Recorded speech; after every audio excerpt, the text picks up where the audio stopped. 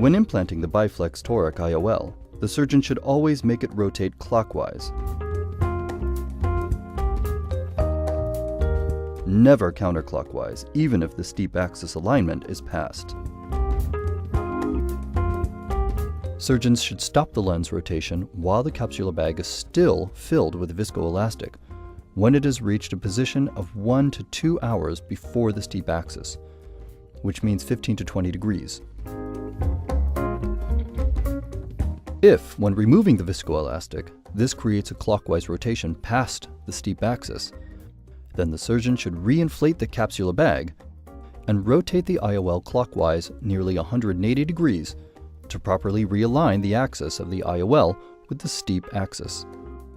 In no case should the IOL be rotated counterclockwise or without the necessary quantity of cohesive viscoelastic.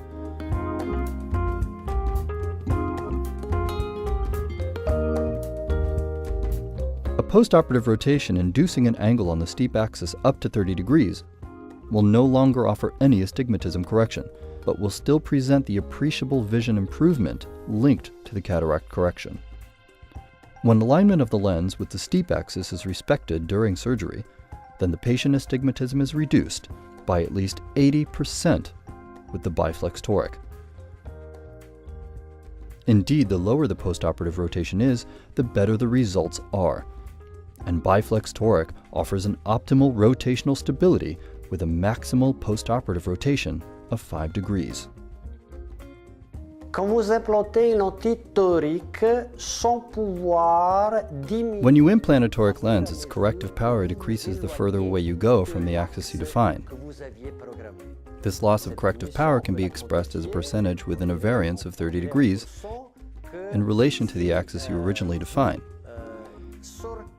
If you implant the lens with a difference in angle of greater than 30 degrees in relation to the axis you originally defined, then the correction is no longer astigmatic but just spherical. So you have a margin of 30 degrees in which to work to reverse the astigmatism. Of course, the thicker the cylinder, the more you must ensure that a small deviation from the axis does not lead to significant over or under correction.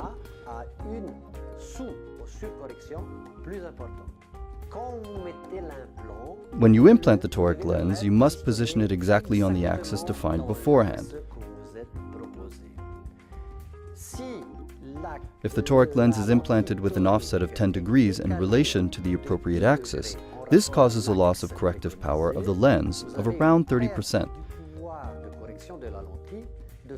If the lens is offset by 30 degrees, the loss of corrective power is 100%. In other words, you achieve zero astigmatic correction, and the result for the patient is the same as that achieved with an ordinary spherical lens. So you have a relatively comfortable 30-degree margin for maneuver.